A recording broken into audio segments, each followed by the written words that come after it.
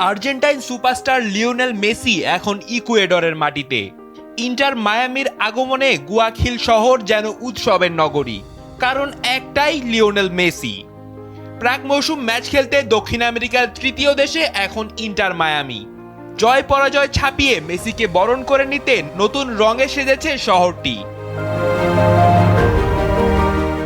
শহরের আনাচে কানাচে শুধু মেসির জয়গান। ইন্টার মায়ামির গোলাপি জার্সি থেকে শুরু করে লিটল ম্যাজিশিয়ানের ছোট ছোট পুতুল, ভক্তদের মাঝে এসব নিয়ে কাড়াকাড়ি পড়ে গেছে।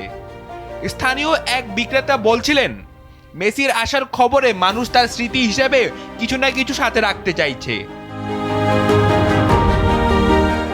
শনিবার মনুমেন্টাল স্টেডিয়ামে বার্সেলোনা এসসির মুখোমুখি হচ্ছে মেসির ইন্টার মায়ামি। হ্যাভিয়ার মাসচেরানোর অধীনে এই দলে শুধু মেসি নন, থাকছেন লুইস সুয়ারেজ এবং রদ্রিগো ডি পলের মতো তারকারাও। দক্ষিণ আমেরিকা সফরের এই প্রীতি ম্যাচ নিয়ে এখন টান টান উত্তেজনা।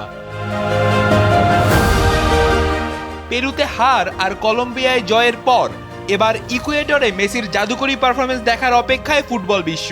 ফুটবল মানেই আবেগ, আর সেই আবেগের নাম যদি হয় লিওনেল মেসি, তবে তো কথাই নেই। রাফিদ বিন ইসলাম, সময়ের আলো।